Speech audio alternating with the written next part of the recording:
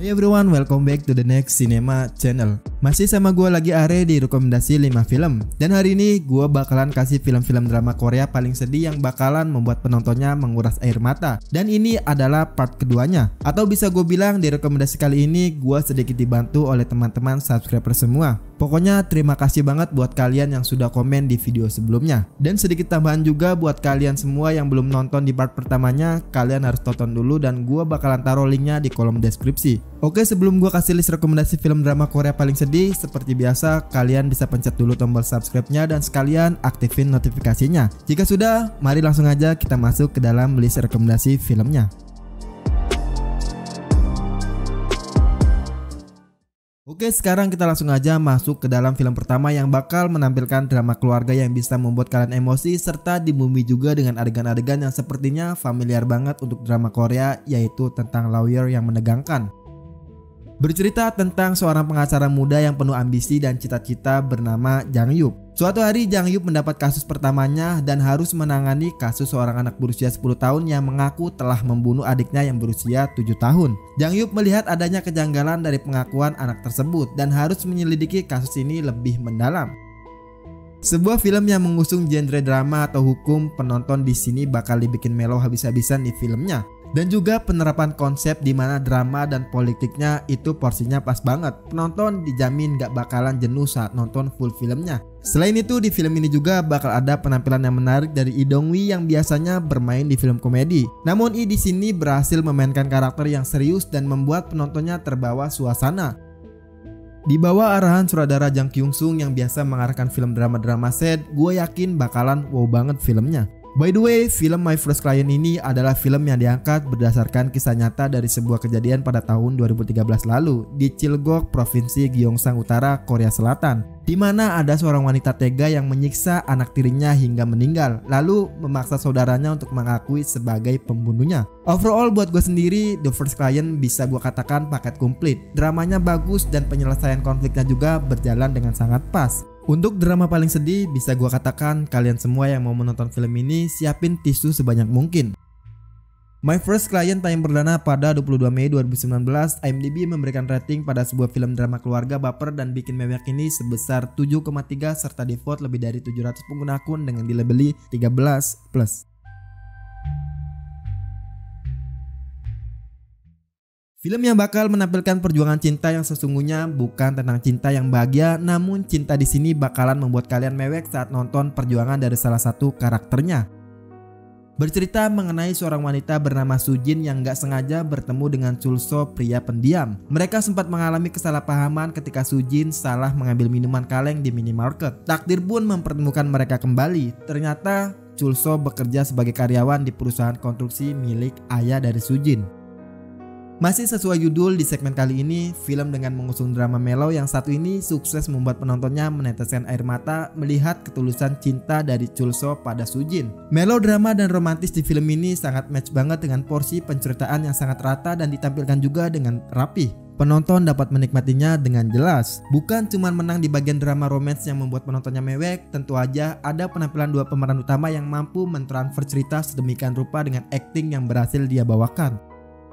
Yaps, ada nama Son Ye Jin dan juga Jang Wo Sung yang berkolaborasi dengan sangat klop. Di bawah arahan sutradara John Ha yang sudah mendirect banyak film sejak tahun 2000, ini gua jamin filmnya nggak bakal gagal. Dan sedikit tambahan dari gua, pesan dari film ini sendiri yaitu seakan-akan mengajak kita untuk membuat momen sebanyak mungkin dengan orang yang kita sayangi. Kita nggak tahu apa yang akan terjadi di kemudian hari. Overall, buat gue sendiri, film A Moment to Remember mampu membawakan romance dan melodramanya dengan porsi yang cukup. Untuk urusan menguras air matanya, kalian harus membuktikan sendiri yaitu dengan nonton full filmnya.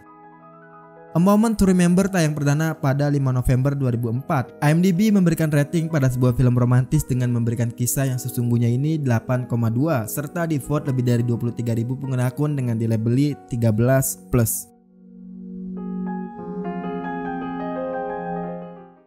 Melodrama asal Korea yang memberikan pengorbanan yang dilakukan orang atas nama keluarga disajikan dengan sangat epik. Bercerita tentang seorang narapidana dari kasus pembunuhan bernama Taejo. Dia dijamin bebas sementara oleh temannya yang sekaligus polisi bernama Yongwoo. Alasannya, dia dibebaskan agar mempersiapkan Taejo untuk operasi transplantasi ginjal untuk anaknya yang bernama Si yang memiliki masalah dengan ginjalnya itu. Untuk film ini sendiri memang memiliki alur cerita yang sebenarnya bagus. Akan tetapi untuk transisi dari karakter utamanya yaitu Taejo terlihat sangat mendadak, baik dari segi naskahnya ataupun penampilannya itu. Kalau untuk genre yang lagi kita bahas, well, film ini benar-benar bakalan membuat kalian bukan hanya meneteskan air mata tapi bisa sampai dari itu. Yang mencuri perhatian gue sendiri yaitu penampilan dari Shin Hyo Jun dan juga Jo So Min. Mereka berdua menjalin chemistry yang sangat bagus, dimana berhasil membuat penontonnya sangat mengidam-idamkan cintanya seorang ayah kepada anaknya sendiri seperti di film ini. Di bawah arahan sutradara Kim Yong Jun, dia bisa out of the box yang biasanya dia selalu membuat sebuah film action, tapi di sini dia membawakan sebuah film melodrama yang sama bagusnya. Dari keseluruhan, buat gue sendiri, film His Last Gift berhasil membawakan cerita yang menarik. Ditambah lagi dengan kolaborasi dari pemeran utama juga sangat solid berhasil menghidupkan filmnya. His Last Gift tayang perdana pada 5 Februari 2008. IMDb memberikan rating pada sebuah film perjuangan seorang ayah untuk memberikan hadiah terakhir untuk putrinya ini sebesar 7,0 serta di-vote lebih dari 200.000 pengguna akun dengan dilabeli 15+.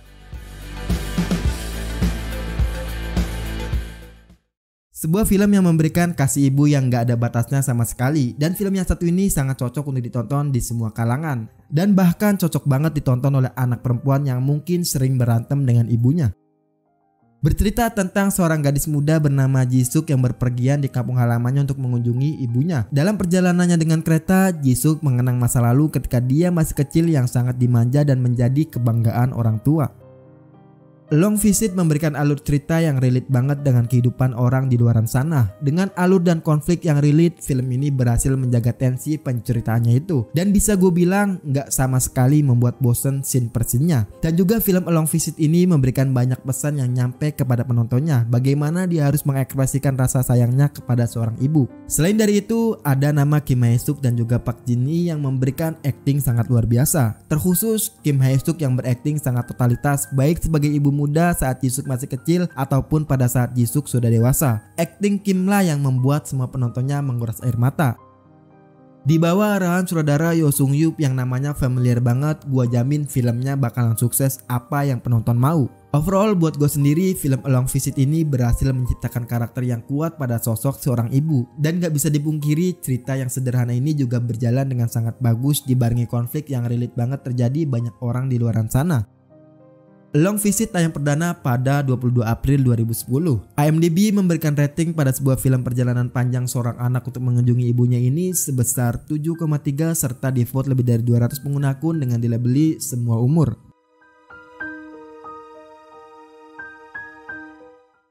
Hampir 80% kalian semua komen masukin film yang satu ini karena benar-benar memberikan drama yang sanggup menguras air mata setiap orang yang menontonnya, dan gua di sini bakalan bawain itu.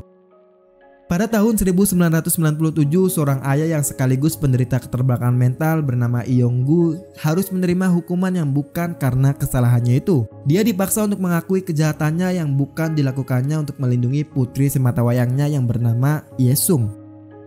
Miracle in Cell No. 7 sebenarnya memiliki cerita yang sederhana. Drama yang hadir juga semuanya memiliki makna yang begitu dalam dan berarti. Film ini pokoknya mampu memberikan nyawa yang begitu kuat kepada penontonnya. Apalagi dengan iringan scoring yang semakin membuat film ini bernyawa. Jadi kalau gue boleh saran, bagi kalian para penonton, bersedialah satu wadah penuh tisu sebagai teman kalian saat menyaksikan film yang satu ini. Pria ataupun wanita kebanyakan menitikkan air matanya saat menyaksikan film Miracle in Cell No. 7 ini. Selain dari cerita yang menjanjikan, ada jajaran cast film ini yang bermain begitu kuat. Ada nama Yo Sung Young yang berakting dengan begitu baik dan sangat natural memerankan seorang ayah yang memiliki keterbelakangan mental. Apalagi berchemistry apik dengan Kal Soo Won sebagai Yesung kecil. Chemistry yang dibangun sangat kuat dan inilah faktor yang membuat film ini semakin kuat dari segi dramanya. Adegan-adegan mengharukan juga datang dari chemistry yang kuat dari mereka berdua. Film Miracle in Cell No. 7 ini sebenarnya diambil berdasarkan dari kisah nyata yang terjadi pada tahun 1972 di Korea Selatan. Kemudian pada tahun 2013 film ini hadir untuk mempresentasikan diskriminasi dan ketidakadilan yang dialami oleh seorang berkebutuhan khusus. Overall buat gue sendiri film ini berhasil dari semua aspeknya, mulai dari drama keluarganya yang bagus, chemistry antar pemainnya yang luar biasa, serta yang terpenting mampu membuat penontonnya meneteskan air mata saat nonton film ini. Miracle in Cell No. 7 tayang perdana pada 23 Januari 2013. IMDb memberikan rating pada sebuah film drama penuh haru dan menjanjikan ini sebesar 8,2 serta di-vote lebih dari 19.000 pengguna akun dengan dilabeli 15+.